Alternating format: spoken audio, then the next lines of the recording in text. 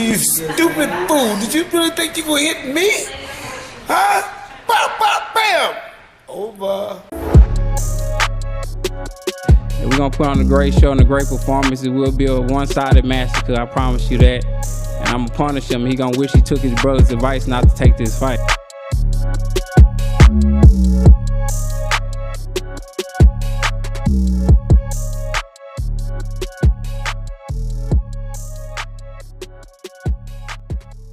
Dante's Boxing Nation, what's going on, guys?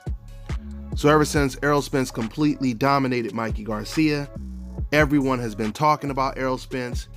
He has become a star overnight. He's on almost every single TV show, doing interviews.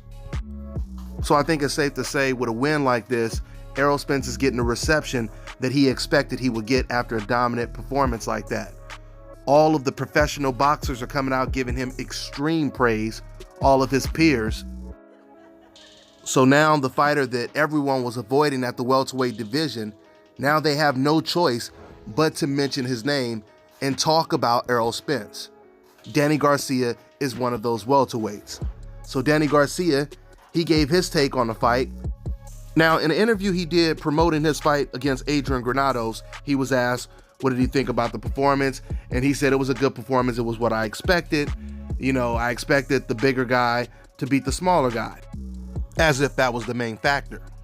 But then he did another interview where he made it seem like it was nothing that Errol Spence did out of the ordinary, like it wasn't special at all. He basically berated his performance. This is what Danny Garcia had to say, quote, "It was two good fighters going at it, but the bigger guy beat the smaller guy. That's how I took it. I don't think you could claim him #1 welterweight off that victory. Mikey Garcia is a good fighter, but he's never fought at welterweight one day in his career."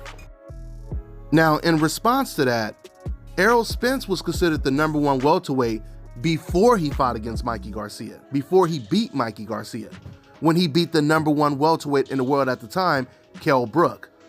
That's who I had been telling people was the most well-rounded welterweight champion out of all of them. And I had predicted long before Errol Spence actually fought Kell Brook that Kell Brook was going to give Errol Spence his toughest fight out of all the welterweights. And that pretty much came to fruition, even though we haven't seen Errol Spence up against Thurman or Porter yet. Not just because Kell Brook actually beat Sean Porter, but I believe that he was the most well-rounded fighter when it comes to all of the other welterweight champions. Okay, so let me get back to Danny Garcia's quote. So then he was asked if he thinks Mikey Garcia can bounce back, and this is what he said.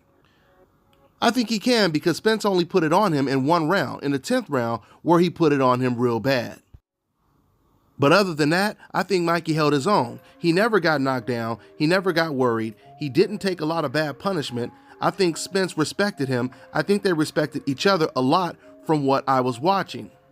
I don't think it's going to affect him mentally, no." And then Danny Garcia, he says something that made me wonder if he even watched this fight, or did he watch the whole fight? Because this is what he had to say. When he was asked, did he see something that he could basically exploit in Errol Spence, this is what he had to say. Quote, "Oh yeah, definitely. I seen a lot of things. Mikey did a great job. Mikey held his distance well. Mikey threw punches and landed punches. He just wasn't strong enough." End quote. Let me say this. The punch stats, Mikey Garcia himself, and the reality does not reflect or corroborate anything that you just heard Danny say right there. Usually when a smaller guy fights against a bigger guy, the smaller guy is the better boxer. He may be faster. He uses those attributes as his advantage.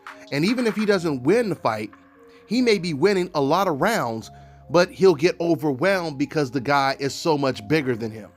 That wasn't the case in this fight. Danny Garcia says Mikey was landing some good punches, but Mikey wasn't really landing any punches in this fight. He could barely even touch Errol Spence because of the distance control.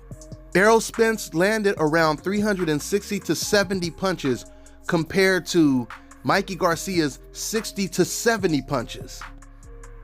Mikey averaged, before this fight, he averaged landing 40 to 45% of his punches. In this fight, he landed around 25% of his punches. And that's being generous. But let Danny Garcia tell it, he sees something. Just like Mikey Garcia saw something, just like Manny Pacquiao just recently said he sees something as well. It was something else Danny Garcia said that I noticed. He said, with this victory, that doesn't make him number one. But notice he never said who he thought was number one. Clearly, he doesn't believe that he's number one. So how come he didn't say who he thought was number one?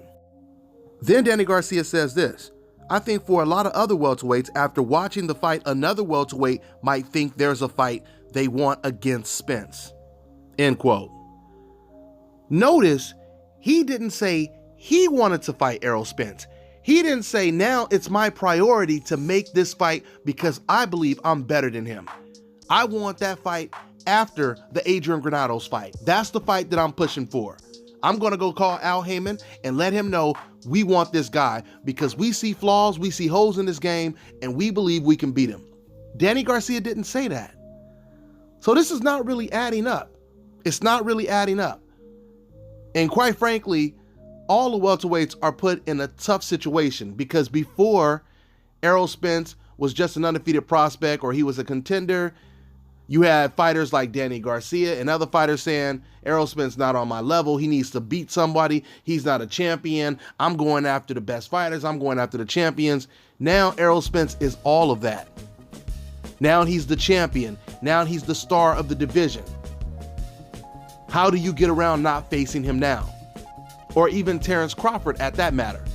Because right now, Terrence Crawford and Errol Spence are the two most avoided fighters in the division. Speaking of Terrence Crawford, notice Danny Garcia, he said you can't give him number one after that performance because Mikey Garcia had never fought at 147 before. But Terrence Crawford, he moved up from 140 to 147.